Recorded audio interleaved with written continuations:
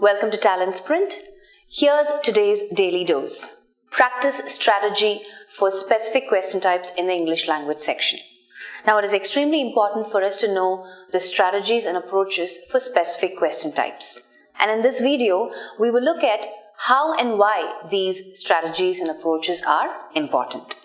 Finding errors. Now, strategy number 1 for finding errors, get your basics right. For finding errors, it's nothing but get your basics right, get your basics right, get your basics right, which is grammar. So you need to spend as much time as possible understanding what are all the possible error types that I can encounter during the exam. So which means you have to know as many error types as possible, right? Now in our database, we have about 21 odd error types which have been listed, 21 to 23 odd error types which have been listed, right? It is a good starting point. And I've shared some videos earlier also saying, these are the top 10 error types that you need to know. This is something that you need to focus on. It's good practice for you to be familiar with common prepositions, conjunctions, their usage, right? What are all the different meanings they bring in a context? So this is extremely important. So to name a few types of error that you should be familiar with is errors pertaining to prepositions, right? Remember collocations we saw? So those are something that you can definitely come across. Errors pertaining to subject-verb agreement, right? Errors pertaining to pronouns, that's 3. Errors pertaining to tenses, 4, right? And in tenses itself, there are variations, right? You might have an error pertaining to infinitive. Do I need a 2+ verb here, or do I need a gerund here, or do I need just a participle here, right?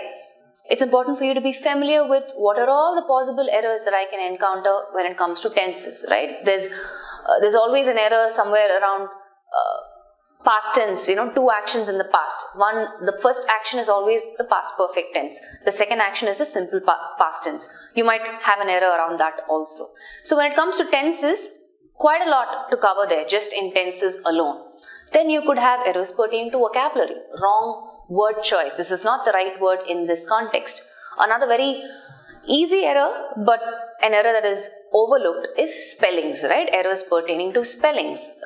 I for detail, that's what you need to spot errors pertaining to spellings. Then you could have errors pertaining to phrasal verbs, right? Incorrect phrasal verbs. I don't need this particular phrasal verb. And a phrasal verb, for those of you who don't know, is a verb plus preposition or a verb plus adverb collocation, right? And one phrasal verb can have different meanings in different contexts. So get familiar with as many phrasal verbs as possible. Understand their different meanings in different contexts. So how much was that? I think it was 7. And then you could have errors pertaining to superfluous language, right? It's an unnecessary word. I don't need this word here, right? So I can do without it.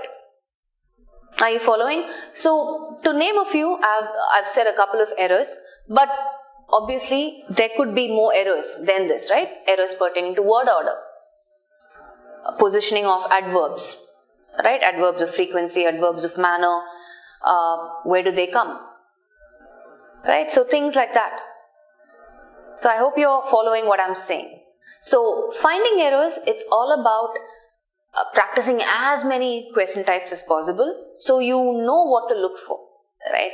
Conjunctions. I don't know if I mentioned this earlier. Conjunctions, that's another type of error that you can encounter, right? So almost, I think I covered about 7 to 8 if I'm not wrong, or 8 to 9 or maybe even 10. The idea is for you to be familiar with as many error types as possible to crack this particular question type. And I know this is one of the most challenging question types for a lot of you as well. So the only thing you need to do is practice, practice and practice. So those were the strategies and approaches for specific question types. And I'm confident once you apply them, right, you will be more confident to attempt the questions and, maximize your score. That's all we have for this video. Thank you for watching. Don't forget to subscribe to our channel, and I will see you guys with yet another tip. Until then, stay focused. You know that in the preliminary examination, we have 3 subjects here: quantitative aptitude, reasoning ability, and English language. What is tested in quantitative aptitude? Well, it has got different modules like numerical ability, arithmetic ability, data interpretation, right? And some pure mathematics topics like mensuration, permutations and combinations, etc. So I think there's a full range of topics here, starting from number systems to LCM and HCF, number series, simplifications and approximations, percentages, ratio and proportions, time and work, time and distance, and whatnot, right? I mean, you should be prepared with everything. It's not that there are a few topics which are not tested in SBIPO exam. There's nothing like that.